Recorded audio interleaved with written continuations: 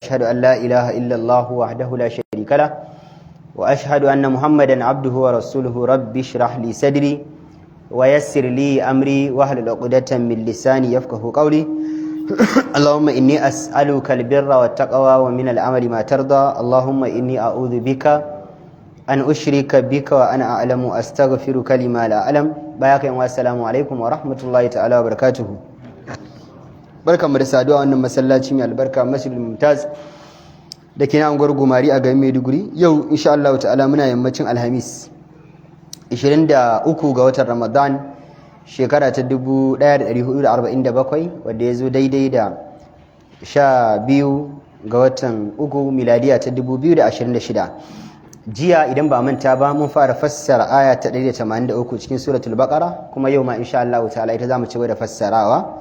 يا أيها الذين آمنوا كتب عليكم أعوذ بالله من الشيطان الرجيم بسم الله الرحمن الرحيم يا أيها الذين آمنوا كتب عليكم الصيام كما كتب على الذين من قبلكم لعلكم تتقون.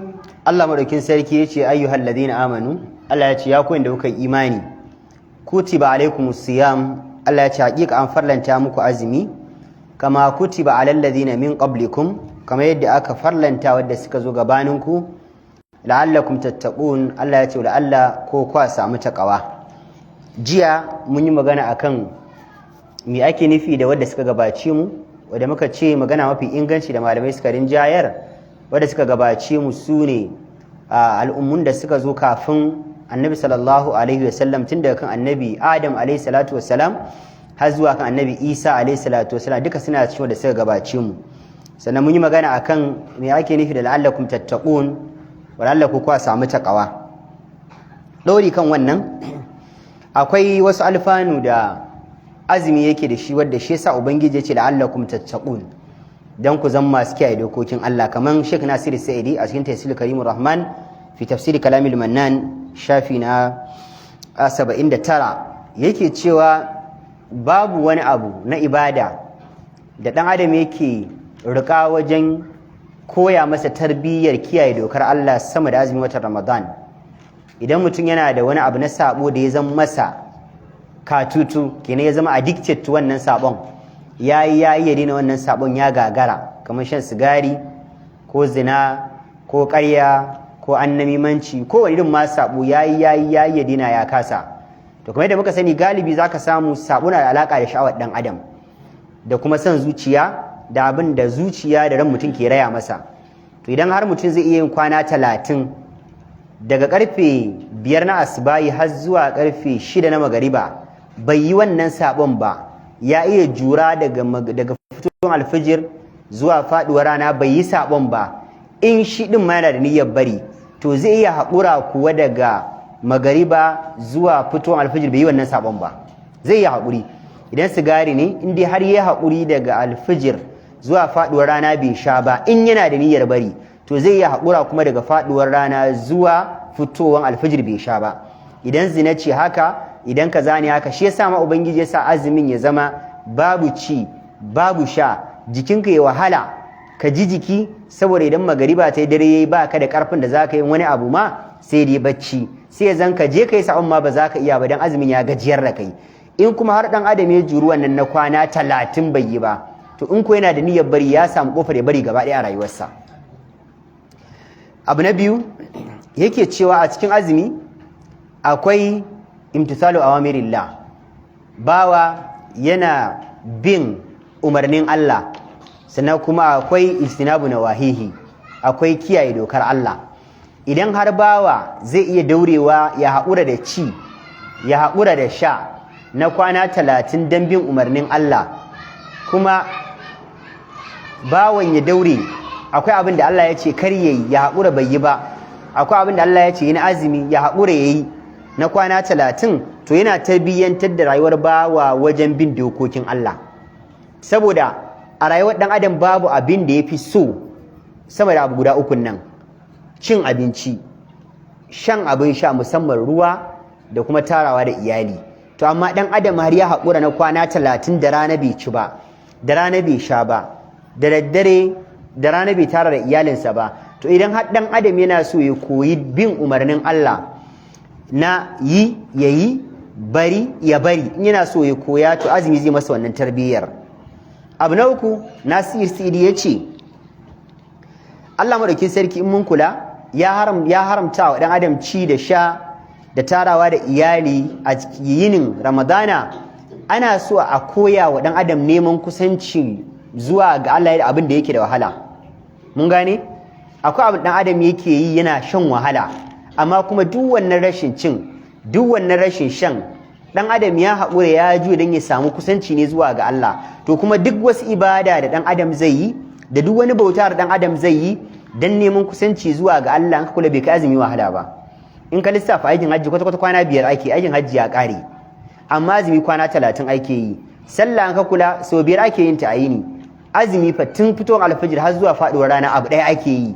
Zakka sau ɗaya ake bada ta a shekara, to shi azumi kwana 30 ake yi. Ke idan ɗan adam yana so ya koyi ibada don nomin kusanci zuwa ga Allah, ya koyi kaucewa sabo don ya ƙara kusantar Allah, to azumi na mishi wannan tarbiyyar. Sannan abu na gaba yake cewa ɗan adam yana koya wa kansa muraƙabar Ubangiji. Yanzu idan mutum yana azumi ba sai ya shiga ban gida ya sha ruwa ba, idan yana so akwai inda zai fake sha ruwa ba wanda ya gan shi, ya nemi ruwa mai sanyi a tsananin rana ya sha ba wanda ya gan shi, amma yana sane da Ubangijinsa na kallonsa. Allah nan yana kallonsa, shine yake cewa kwakwalwarsa Allah fa na kallona, Allah fa na kallona, Ubangiji na fa na kallona. Wannan yake koya wa bawa a kore yaushe ko bayan azumi sai zama ya zama masa wani bangaren rayuwarsa, gini a zuciyarsa cewa duk fa abin da yake Ubangijinsa yana kallonsa. Wannan yana taimakawa bawa wajen zai yana kiyaye dokar Allah, wajen duk abin da Ubangiji zai ganshi a inda Allah zai ganshi bai kamata ba, sai ga bawa yana taka tsantsan saboda azumi ya koya mishi wannan tarbiyyar. Abu na gaba yace akwai takure magudanar jini. Sai dan adam ya ci abinci, zuciya ta karbi jini sosai, sannan ta yi pumping jini zuwa ga sassan jiki. To amma a cikin azumi akwai karancin abinci a jiki, akwai karancin ruwa a jiki, wannan yakan iya sa jijiya sai ta takure, jini baya gudana sosai a cikinta, wannan kuma yakan sa shedan ba zai samu damun gudanuwa sosai ba. Da manzo Allah ya faɗa shi inna shaytana yajri min ibn adama majrad dam. Manzo Allah ya ce shi fa shedan dama yana gudana a jikin dan adam magudanar jini, yadda kasan jininka ke tafiya wannan hanyar haka ke dan shedan ke bi, shi ma yake tafiya, kuma hanyar jini yake bi, cikin jini yake gudana. To lokacin da ya zama hanyar magudanar jinin ta motsi, ta cushe, jinin baya gudu, shedan ba zai na gudu sosai a jikinka ba, sai ya zama sabon Allahnka yayi karanci, sabon Allahnka yayi baya, wannan sai baka dama kuma da'ar ka ga Allah ta ƙara karuwa. Sai kake gani a Ramadan mutum zai sauka guda kaza, shine azumi, abin nan shine yin azumi, shine karatun Qur'ani, shine azkar, shine wajen tafsiri, shine kaza, saboda shedanin da yake hana shi sabon, shedanin yanzu bai gudana a jikin shi yadda ya kamata, shi ma shedan a takure yake, sai ya zama sabon Allah yayi karanci, da'ar da bawa yake Allah kuma ta ƙara karuwa. Sannan kuma a azumi ne kadai mawadata masu arziki suke gane halin talakawa suke ciki sosai, saboda lokacin da yanzu mai kuɗi ana azumi yana jin yunwa kamar yadda muke jin yunwa. Idan a kafin Ramadan bai san wahalar talakawa suke sha na jin yunwa ba, to yanzu azumi ya sa ya ji mai talakawa suke ji idan suna jin yunwa. Wannan zai sa ya sauya tausaya wa talakawan, sai taimaka musu a cikin Ramadana da ma wajen Ramadana, saboda ya ji abin da suke ji idan da bai sani ba, yanzu ya sai. Sa kake ganin a taimakon masu kuɗi ya fi tsanantuwa a cikin Ramadana, kuma galibi taimakon ya fi zuwa ta fuskar abinci, saboda abin da muke ji su ma suna ji. Amma daga Ramadana ya wuce za su karya da safe da abu mai nauyi, da rana su ci abu mai nauyi, da daddare su dan sha lemu, su dan sha ruwa, su kwanta. Duk yunwar da muke ji a wajen Ramadana ba sa ji, amma a cikin yana koya musu irin yadda talakawa suke jin wahala na yunwa. Wannan ibada ce da kowa ma yana yi, ya ake ji ballanta lokacin da kowa yana cin tosu ko ba su da abin da za su ci. To yana koya mai kuɗi ya sai irin halin da talakawa suke ciki. a shi ma hakan nan al-Maraghi al-Misri a cikin tafsirin sa juzu na 2 shafi na 68 yake cewa Allah madaukin sarki ya tsara wa dan adam azumi. Allah ya sani azumi yana da wahala matuƙa, ubangiji ya sani azumi akwai wahala. Idan mutum ya ce maka azumi ba wahala, a ya faɗa ma ne kawai dan ya more. Allah ya tsara azumi akwai wahala, amma ubangiji sai ya kawo wani tsari ta yadda wahalar ba za ta damu mutane sosai ba. Shine yace kowa yayi, yace ya ayyuhal ladhina amanu kutiba alaykumus siyam, gaba ɗayan ku Allah ya ce an rubuta muku.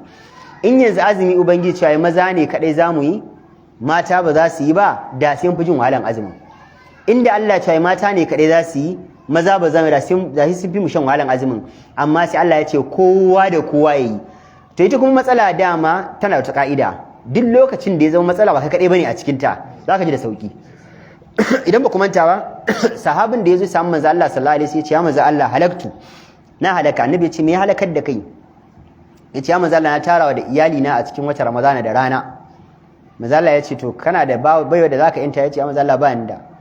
Kana da daman da zaka yi ciyar da miskinai 60? Ya ce ya manzo Allah duk garin Madina babu wanda ya kai talauci. Manzo Allah ya ce to kana da daman da zaka yi azumi 60 bayan Ramadan? Ya ce ya manzo Allah azumin da kowa yana yi ma na gagar na tara ya ballanta na wanda ba kowa sai ni kadai. Wannan yake nuna maka kenan lokacin da matsala ya zan kai kadai ce a cikin tafi damunka. Amma lokacin da kana ganin ni ina azumi, wani ina azumi, kowa ina azumi, sai ka ji abin da sauki. Shi yasa ma manzo Allah sallallahu alaihi wasallam yake cewa idan mutum ya zo ne yin fadan ka ko ne zage ka kana azumi, ka ci masa fa nimru'un sa'im, ka ce shi ni fa mutum ne mai azumi. Nan babu riya, saboda shi ma yana kai ma kana yi mai abun wani ya faɗa ina yi kana yi, kowa ma ya san kowa yana yi. Da haka to shi yasa ubangiji ya daura mana dukkan mu mai azumin dan ya zan an samu sassaucin damuwar, an samu sassaucin wahalar da ake sha din. Hadisi ya tabbata a cikin Jami'ar Tirmidhi, hadisi na 3519, yana cikin Madarimi, hadisi na 680, daga wani mutumi dan kabila Banu Sulaim yace kala yace aqadahunna Rasulullahi sallallahu alaihi wasallam fi yadi. Yace manzo Allah sallallahu alaihi wasallam ya kama yatsuna, sai lankwasa yatsuna haka ya irga min 1 2 3 4 5. Wa qala, ko kuma yace aqadahunna fi yadihi wa yaduhu fi yadi, ko kuma manzon Allah sallallahu alaihi wasallam ya lissafa yatsun shi annabin ya lissafa yatsunsa guda 5, amma ya rike hannun annabi na cikin hannu ya lissafa yatsunsa guda 5. Annabi sai ya ce min subhanallahi nisful mizan. Manzo Allah ya ce min idan bawa ya ce subhanallah, tsarki ya tabbata ga Allah, kawai kalmar subhanallah kalma ce kwaya biyu, tsarki ya tabbata ga Allah. Manzo Allah ya ce mizaninka rabinsa za a cika mashi da lada. Kalma kwaya biyu kawai, subhanallahi, za a cika maka rabin mizaninka da lada. Walhamdulillahi yamla'ul mizan. Manzo Allah ya ce idan bawa ya ce alhamdulillah kuma za a cika ta mizanin gaba ɗaya da lada. Kenan kawai daga bawa ya ce subhanallahi walhamdulillahi, mizanin shi gaba ɗaya ya cika da lada maƙil, ba gurbin da za a sa wani abu kuma. Allah mun gode ma. Wallahu akbar. Manzo Allah ya ce abu na uku shi idan bawa ya ce Allahu akbar yamla'u ma baina as-sama'i wal ard. Ladan da ubangiji zai bashi kuma yawan shi ya kai cikin tsakanin daga ƙasa zuwa sama ta ɗaya. Na hudu manzo Allah ya ce wal wudu'u nisful iman. Bawa ya tsaya ya alwala mai kyau yadda annabi ya koyar. Annabi ya ce wannan kuma rabin imani ne. Ba alwala facal ba, alwala mai kyau, wanke hannu mai kyau, kurkuren baki mai kyau, shakar ruwa mai kyau, wanke fuska mai kyau, ka tsefa gemunka, ha wanke hannu mai kyau, ka cuda gashin ka kai mai kyau. Manzo Allah ya ce idan ka gama nisful iman, alwala mai kyau rabin imani ne. Was-sawmu nisfus sabr. Manzo Allah ya ce shi kuma azumi in dai har bawa yana jurin ya azumi mai kyau, baya magana mara kyau. Shi sa jiya mun ka hadisin da manzo Allah yake cewa man lamida qawla zur wal amala bihi falaysa lillahi hajatu fi an yad'a ta'amahu wa sharabahu. Duk mutumin da bai zancen ƙarya ba, da yake da zancen ƙarya ba, babu ruwan Allah da ya bar cinsa yayi ishruwa a banza, yunwa a banza. Da haka idan har bawa iya azumin kwana 30 mai kyau, manzo Allah ya ce in ana maganan bayi masu haƙuri a duniya, to a wannan azumin na ka cimma matakin rabin haƙuri gaba ɗayan duniya. Malam Usman, Allah ka karɓa mana. Yin azumin ka ya nuna kana rabin haƙuri na rayuwa gaba ɗaya ka samu.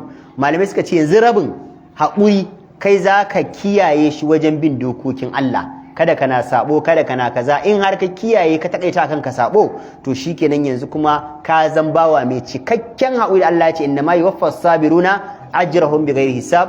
Allah ya ce ina cikawa bayina masu haƙuri ladan su ba tare da lissafi ba. Da haka idan kana juriyar azumi kuma kana juriyar sabon Allah, to ka zama bawa mai cikakken haƙuri. Allah ka sa mun kai wannan matakin. Da haka wannan yasa Imam al-Maraghi al-Misri yake cewa wannan zai nuna wa bawa kenan Allah madaukin sarki ya farlanta mana azumi don amfanin kanmu ne, ba wai don wata manufa ta shi Allah ba, don amfanin kanmu ne Allah ya farlanta mana azumin. Sannan kuma akwai wani tarbiyya da azumi ke ba wa ɗan adam. Yadda ɗan adam ba zai shiga ban gida ya sha ruwa ba zai ɓuya ɗaki ya sha ruwa ba, gashi ana tsanin rana yawun shari ya kafe, magana da ƙiri yake yi, tafiya da ƙiri yake yi, cikin shari na ƙullewa, ga ruwa mai sanyi a gefensa amma ba zai ɗauka ya sha ba. Yana nuna wa bawa bai ha'inci ubangijinsa ba idan har ya tarbiyyanci da wannan tarbiyyar. Maraghi yake cewa to zai koyi tarbiyyar bayin Allah ba da tarbiyyar, amma akwai lokacin da shedan zai tunzura ka. Idan shedan ya tunzura ka, Allah ya ce ga wata kofa daban ta tuba. Suratul Araf aya ta 200 zuwa 201. من الشيطان نزغ فاستعذ بالله إنه سميع عليم. إن الذين اتقوا إذا مسهم طائف من الشيطان تذكروا فإذا هم Allah sai ya ce innal ladhi wa imma yanzaghannaka minash shaitani nazghun fasta'id billah. Allah ya ce idan aka samu ta tunzuro ka daga shaitan ka saba min inji Allah. Allah ya ce to fasta'iz billah, ka nemi tsarin shaitan, ka nemi tsarin Allah madaukin sarki daga shaitan. Da aka daga ka nemi tsarin shaitan nace ko ka nemi tsarin Allah madaukin sarki daga shaitan. Da aka lokacin da ka ji shaitan zuciyarka tana raya ma cewa kai kaza wannan galibi sai Ramadan ya wuce ka ji tunani ya fara dawowa marasa kyau. To Allah ya ce idan tunani marasa kyau fara tasowa, tunzura daga shedan ta fara tunzuro ka, to fasta'iz billah, ka nemi tsarin Allah daga sharrin shedan. Innahu was-sami'ul alim. Innahu sami'un alim. Allah madaukin sarki mai jin tsarin da kuke nema ne, kuma masani da irin tunzurawar da shedan ke muku. Sai Allah ya ce innal ladhina taqaw, su da bayin Allah da suka samu takawa. Dama ai azumi abin da yake koya maka kenan la'allakum tattaquna, ka samu takawa ne. Shi yasa Allah ya ce su dama bayin da suka samu takawa idza massahum da'ifun minash shaitani, idan wani bangare na shaitan ya shafe su, dama azumi ya koya musu takawa. Tadhakkaru, Allah madaukin sarki yace sai su hankalta, sai su fadako, fa idza mubsirun, sai ga sun hankalta sun dawo cikin hayyacin suna ganin abin da ya dace, sai su istighfari su tuba su koma ga Allah. Akwai riwayar da ke cikin Sahihain daga Abi Huraira, tana cikin Bukhari hadisi na 5927, tana ma cikin Sahih Muslim hadisi na 1151. Abu yake cewa manzon Allah sallallahu alaihi wasallam ya ce kullu amali ibn adam lahu illa as-sawm. Duk wani aiki dan adam yake a rayuwarsa, kowane aiki dan adam yake, Allah ya ce wannan aiki na dan adam ne. Sallarka naka ne, zakkarka naka ne, aikin hajjinka naka ne, azkar ɗinka naka ne, karatun Qur'aninka naka ne. Allah ya ce komai dan adam yake wannan nashi ne. Allah ya ce amma banda azumi, fa innahu li, Allah ya ce azumi na wani. Wannan fassarar na fa innahu li, azumi na wani, me Allah yake nufi da azumi na wani? Malamai sai da kai suka fassara guda 50. ɗaɗɗai kowa yana da fahimtarsa. Azumi na wani, me Allah yake nufi da wannan fassara guda 50? Ai ko ban kawo maka fassara 50 din ba, kawai kaji Allah ya ce wannan abun nashi ne, amma abu kaza ya bar ma naka ne, kai ka san wanda Allah ya ce nashi yafi naka daraja. Allah ya ce fa innahu li, azmi na wani, wa ana ajizi bihi, Allah ya ce kuma ni ne na san irin sakamakon da zan bawa mai azumi dan yayi azumin sa mai kyau. Wala khalufa musa'im fa misa'im, manzo Allah sai ya ce Allah ya ce a gaya mana warin bakin mai azumi idan kana azumi kakan ji bakin ka yana wani wari ba daga bakin ka daga cikin ka yake tasowa saboda babu ci babu sha cikin ya tirara ga abinci da ka ci na sahur ya tirara ya kumbura ya sake iska to da haka daga ciki wannan warin yake tasowa to wannan warin bakin mai azumin inji manzo Allah atyabu inda Allah ya fi kanshi a wajen Allah min rihil miski akan turaren almiski bakinka yana wannan warin kai ma baka san ji wanda kake yana shi baya san ji a wajen Allah madaukakin sarki ya fi turaren almiski kanshi annabi Musa lokacin da za su gana da Allah Allah ya bashi yin azumin kwana 30 da ya cika kwana 30 yana azumi da zai je gana da Allah sai ji bakin shi yana wari annabi Musa sai aswaki dan ya warin bakin ya tafi Allah ya ce a'a ya Musa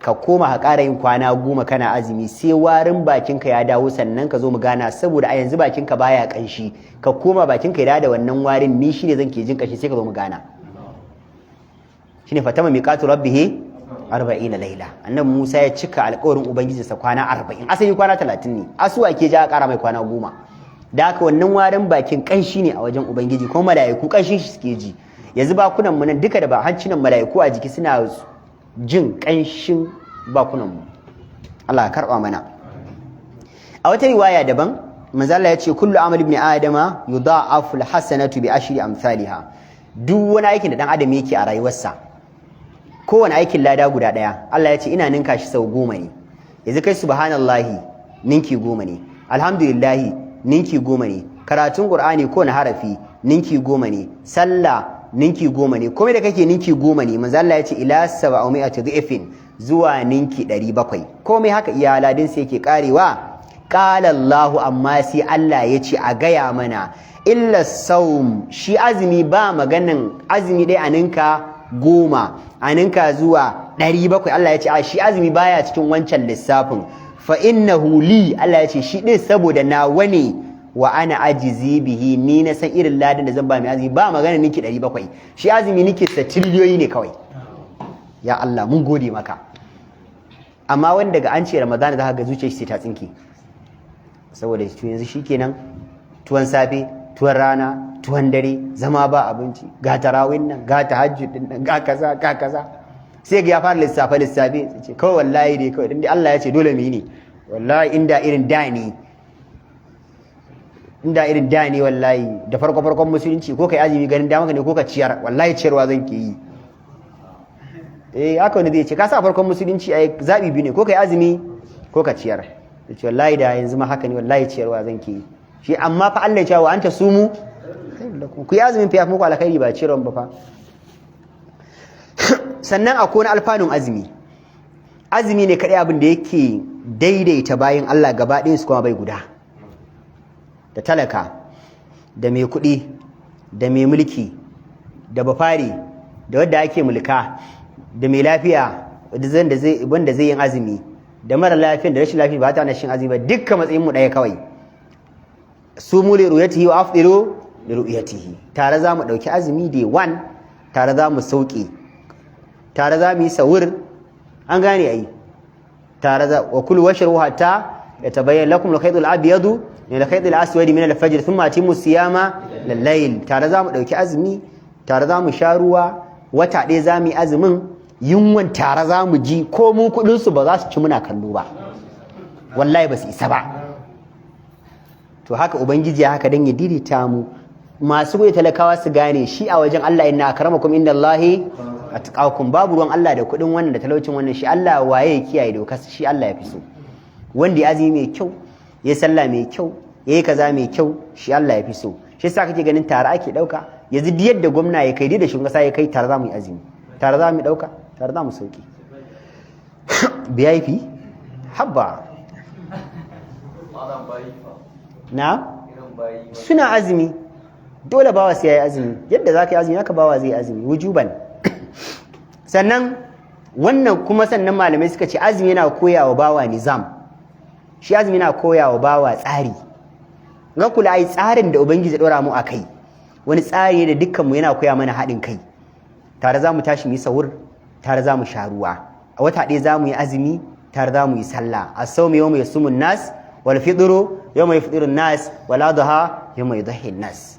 Azumin da Allah yake karɓa shine azumin da aka ɗauka mafi yawan mutane tare muka ɗauka, tare muka yi sallan azumi, tare muka yi sallan layya, tare muke sawur, lokaci ɗaya muke buɗe baki, idan an gama kuma gaba ɗayan mu je fili guda mu haɗu mu sallan idi.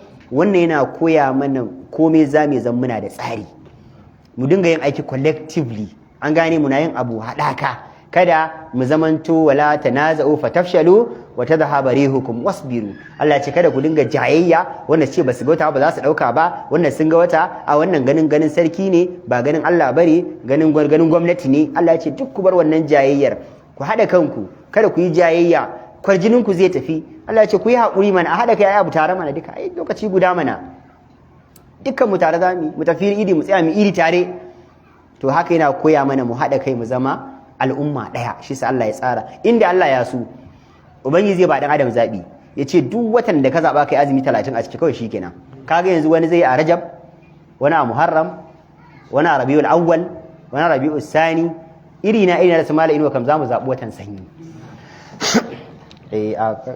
Kun ga saboda ai zamu yi tafsiri mu ja baki ai. To amma yanzu idan misali watan da muke azumi daban da watan da kuke azumi, wai zai zo tafsirin. Ni na ce misali yanzu a January zan yi azumi, ko kuma yanzu kun ce a April za ku yi azumi, to ya za a yi da tafsirin? Wasu kuma sun ce a March za su yi, wasu kuma sun ce a December za su yi. To yanzu kenan 24 hours kullum muna cikin tafsiri kenan 247. Ka kula? Allah da ya tsara abin sai ya kawo komai yana tafiya ne a bai daya. Sannan a bayan haka kuma Maragil Misri ya ce akwai wani alfanu da azumi yake wa dan adam a gangan jikinsa.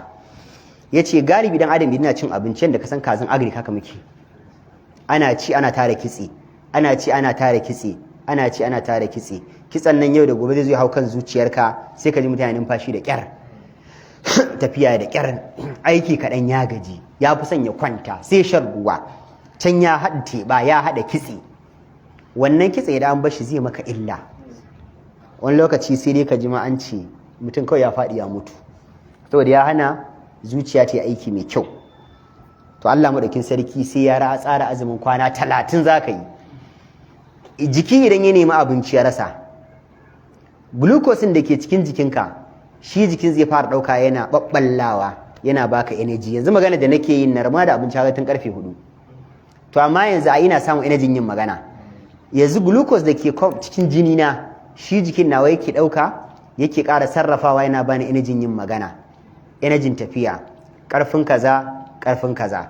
Lokacin da yanzu wannan glucose ya ƙare, to yanzu kuma jikina sai koma kan raran kitse da ke jikina, sai fara narka shi, sai fara canza shi, yana maida shi glucose, yana dawowa cikin jina, yana ƙara energy. To kafin kwana 30 ya ƙare, duk kitsen da zai ma illa ubangiji ya riga ya narkar da shi. Yanzu kawai sai a wayi gari gaba ɗaya kitsen jikinka ya riga ya narke, kawai daga kai sai gangan jikinka. Ai ko kaza shi ta yi maiko ba ta daɗi ballantana dan adam yi maiko, ka san abin ba zai kyau ba ai. Zaka ji kullum ana magana akan kai hankali da cholesterol fa, bad cholesterol ba haka ba, duk man girki sai da cholesterol free ba, kullum zamu sai man girki haka muke ciya ba, wanda ba cholesterol free. Saboda me? Kar mu tare kitse ne, ka tara zai maka illa, zaka zama kato, ka zama jibgege, baka da aiki sai yin zufa kullum. To amma idan kana azumi ubangiji sai dinga narka wannan kitsan, da haka na daga cikin manufofi shi na lafiya. Shi yasa ma wani likita ya bincike yace mutanen da suke da ciwon siga a duniya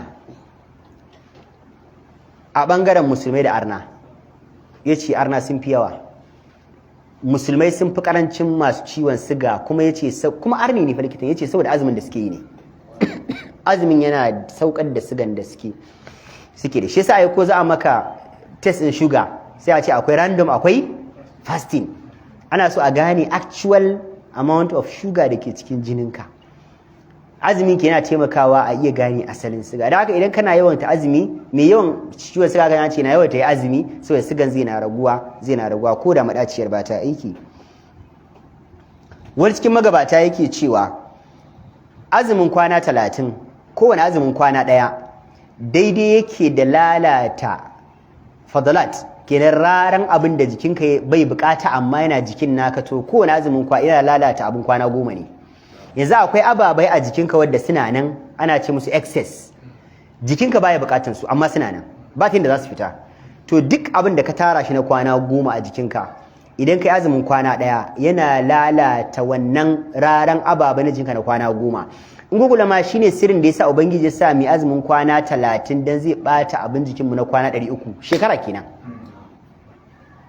Allah ka sa mun dace. Akwai riwayar Mu'adh bin Jabal tana cikin Jami'at Tirmidhi hadisi na 2616 yace kuntu ma'an nabi sallallahu alaihi wasallam fi safari fa asbahtu yawman qariban minhu. Yace wata rana muna tare da manzo Allah sallallahu alaihi wasallam a bulaguro sai na waye gari lucky enough ina kusa da annabi. Sahabbai fa ka zama a halin bulaguro kana kusa da manzon Allah ma albarka ce. Wannan Nasiru yace muna tafiya tare da annabi. Fa qultu ya rasulullah akhbirni bi amali yukilni jannata wa yubaidni minan nar. Sai Mu'azu yace ya ma'aikin Allah ka gaya min wani aiki da zan yi wa Allah mana wanda zai kusantar da ni aljanna kuma ya nisanta ni daga shiga wuta. Su sahabbai kullum matsalar su shine aljanna wuta ba matsalar mu kullum kuɗi ba. Yanzu wallahi zaka samu mutumin da zaka ci mishi da ka bashi kuɗi da ka bashi aljanna wallahi wani zai zabi kuɗi yace a bani kuɗin da ya tukunna daga baya ai maganar aljanna. Qala annabi sai shi laqad sa'alta an azimin wa innahu la yasirun ala man yassarahu Allahu alai. Manzo Allah yace Mu'azu ka tambayi abu babba amma mai sauki ne ga wanda Allah ya sauka masa. Idan kana so ka samu aljanna cikin sauki ka nisanci wuta cikin sauki ta'budullaha wa la tushriku bihi shay'a ka bautawa Allah kada ka masa shirka da komai wa tuqimus salata ka tsaida sallah wa tu'tiyaz zakata ka bada zakka wa tasumu ramadana ka azumci watan ramadana wa tahujjul bait kuma ka je aikin hajji. Kenan kaga azumi na daga cikin aiki mafi sauki da ke bawa aljanna. Manzo Allah yace in kana yin abu guda 5 rukunnan nan cikin sauki zaka samu aljanna cikin sauki zaka nisanci wuta. Thumma qala annabi sai ya ce wa Mu'azu ala adulluka ala abwabil khair shin bazan maka nuni zuwa ga kofofin alkhairi ba. Annabi sai ya ce as-sawmu junnatun. Annabi ya kara kawo azumi yace kaga azumi wallahi garkuwa ne daga sabon Allah kuma garkuwa ne daga shiga wuta. Yin azumi garkuwa ne daga sabon Allah garkuwa daga shiga wuta. Was-sadaqatu tudfi'ul khati'ata kama yudfi'u ma'un nara. Sadaka kuma tana goge zinuban bawa kamar yadda ka san wuta na kashe ruwa na kashe wuta. Yadda ka san idan ka samu wuta ka zuba mata ruwa za ta mutu to haka idan kana bada sadaka ladan ka abinan zinuban ka suke tafiya. Wa salatu rajuli fi jawfil layl manzo Allah ya ce da kuma sallar da bawa yake cikin dare wannan na daga cikin ayyukan alkhairi. Sai manzo Allah ya karanta fadin Allah da kisha ta tajafa junubuhum anil madaji har yaji kan ya'lamuna. Summa qala annabi sai ya ce ala ukhbiruka bi ra'sil amri kullihi shin bazan gaya maka kololuwan al'amari ma gaba daya ba wa amudihi bazan gaya maka ginshikan lamuran addini gaba daya ba wa zirwati sanamihi bazan gaya ma kololuwan tozan musulunci ba. Qultu bala ya rasulullah ba sai ce gaya min ya ma'aikin Allah. Kala annabi sai ce ra'asul amri al-islam kan al'amari gaba ɗaya shine musulunci mutum ya zama musulmi. Wa umudihi as-sala ginshiki filoli da suka rike addinin musulunci gaba ɗaya shine bawa ya zan yana sallah. Shi yasa duk ganganci duk gangan da ganganci wasa karka wasa da sallah. Duk wasa amma banda wasa da sallah. In kana wasa da sallah ka shiga uku. Fa khalafa min ba'dihim khalfun adaa'u salata wattabu shahawat fa sawfa yalqawna hayya. Allah ya ce wasu mamaya sun mai bayan sahabbai suna wasa da sallah. Allah ya ce wallahi da sadadin sanya cikin ramin gai dake cikin jahannama wani kwari ne a cikin wuta. Allah ka kiyashe mu. Da haka duk wasa karka wasa da sallah. Manzo Allah ya ce wa zurwatu sanamihi al-jihadu mafi kololuwan to zan al'amari shine jihadi da dauka addinin Allah. Summa qala annabi sai ya ce ala ukbiruka bi malaki dalika kullahu shin bazan gaya maka wai abin da ya mallaki dukkan kalmar shahadan da sallar da azumin da jihadin da ma komai akwai abu da ya mallake su gaba daya in ya rushe duka su rushe in ya tsaya duka sun tsaya. Qultu bala ya nabiyallah ma sai ce ƙwarya annabin Allah ga yamin fa akada bi lisani annabi sai cire harshen sa waje mai albarka annabi ya rike harshen sa yace kuffa alayka haza annabi yace ya mu'azu ka kiyaye wannan kaga wannan harshen ka kama shi.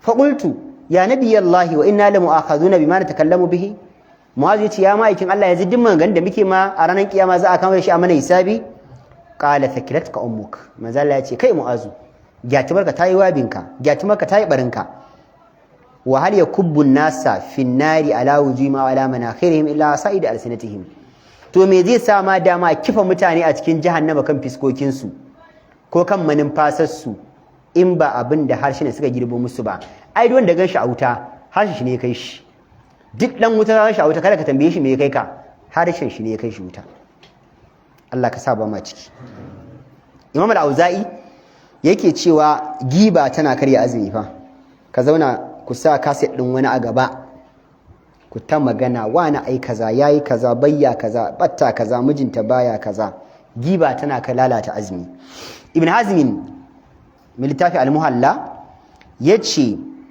duk wani zunubi da ka sani sabo idan bawa yayi shi da gangan kuma ya san yana azumi yace yana bata azumi bawa ne zauna ya ƙarya da gangan ya san yana azumi kuma ya san ƙarya haram ne ya zauna yana yi yace yana bata azumi mutum ne zauna yake cin naman mutane da gangan ya sani haram ne kuma ya san yana azumi yake yi yace yana bata azumi duk wani sabo da dan adam zai yi da gangan kuma ya san yana azumi yace yana bata azumi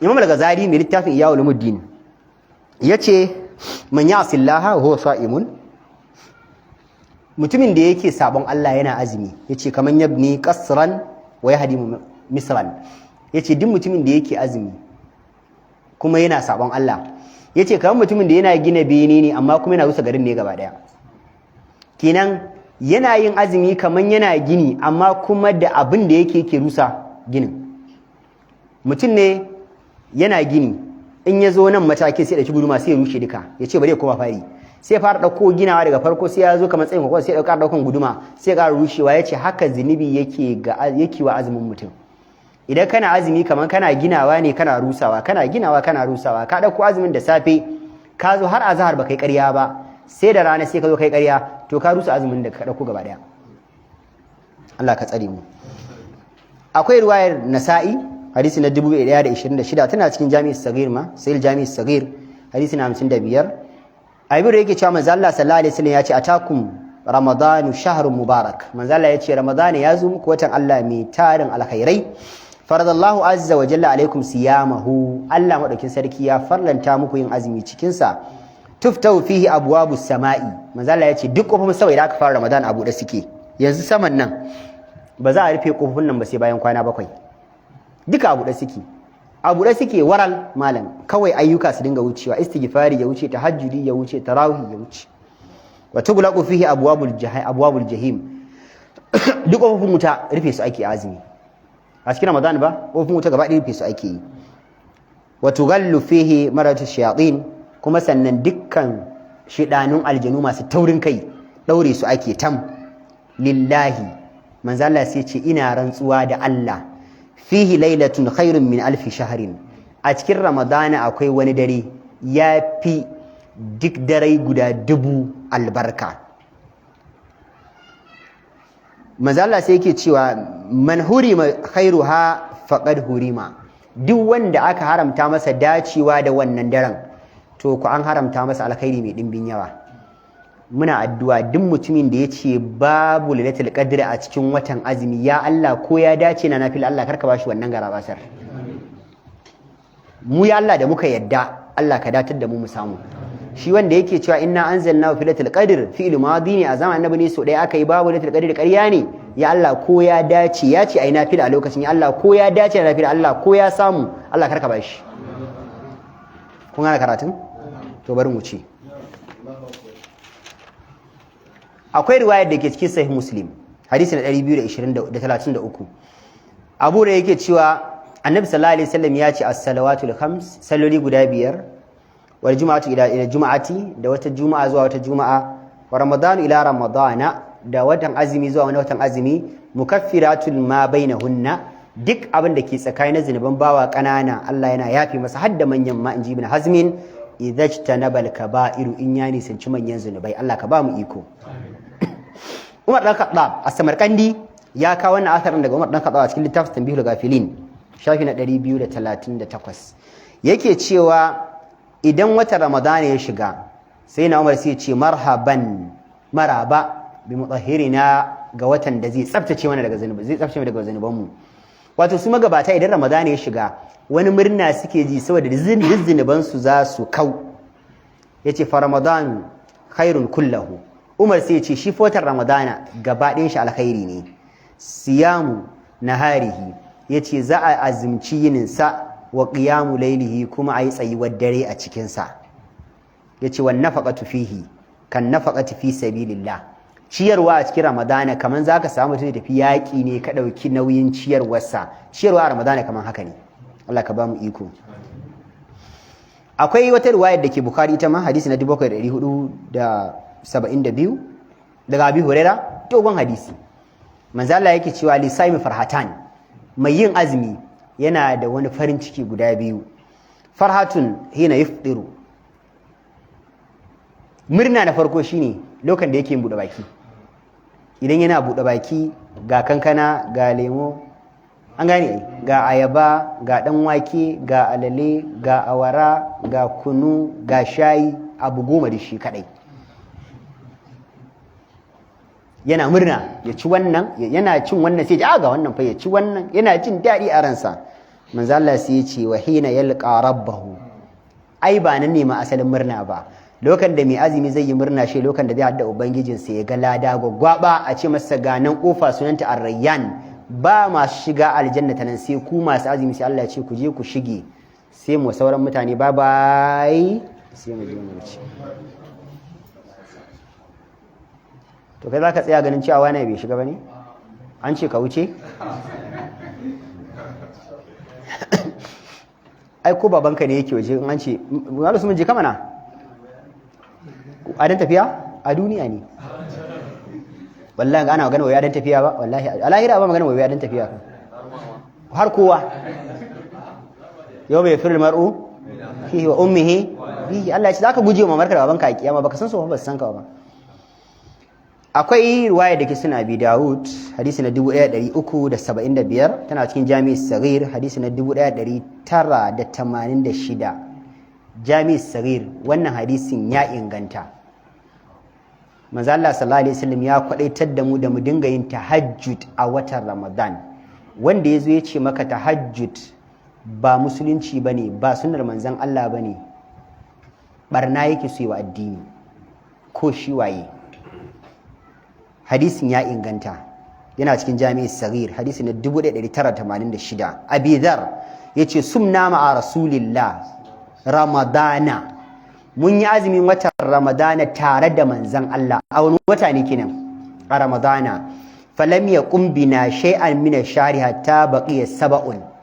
Manzon Allah sallallahu alaihi wasallam bai yi azumi ko bai yi sallar dare da mu ba kwata kwata, har sai da ya rage saura kwana 7 Ramadana ya kare kenan, azumi 23 kamar yau. An gane? Faqama bina hatta dhahaba thuluthul layl. Annabi yayi tsayuwar dare da mu tun daga bayan sallar isha'i har sai da 1/3 dare ya kare kenan kamar karfe 10 ko 11 annabi yana qiyamul layl da mu. Falamma kanat as-sadisa, lokacin da ya rage saura kwana 6 azumi ya kare kenan 24 ga watan Ramadan, lam yaqum bina, annabi fito ya sallar qiyamul layl tare da mu ba. Falamma kanat al-khamisatu, lokacin da ya rage saura kwana 5 azumi ya kare, kama bina, annabi ya sake fitowa yayi qiyamul layl da mu hatta dhahaba shatrul layli, har sai da rabin dare ya tafi. 12 dare ya wuce. Me sunan wannan sallar? Qiyamul layli. Kuma hadisin ya inganta. Faqala, sai aka ce inna rajula idha sallama al-imam faqultu ya rasulullah. Abi Dharr yace sai nace ya ma'aikin Allah, law naffaltana qiyama hadhihi al-laila, ya manzo Allah da ma ka maida mana nafila mana sunna mutayin abin nan tsayuwar daren nan mana daga farkon Ramadana har zuwa ƙarshen shi, ko daga goman ƙarshe har zuwa kwanakin Ramadana su kare. Faqala, annabi sai yace inna rajula idha sallama al-imami hatta yansarifa, idan mutum yayi sallah isha'i da limami, ya jira limami yayi tarawihi har ya gama tarawihinsa, husiba lahu qiyamu layla, za a rubuta mishi ya kwane na sallah. Annabi ce shi yasa kuke ga bana fitowa kullun mi sallah tsakiyar dare. Amma annabi yayi kubi ba.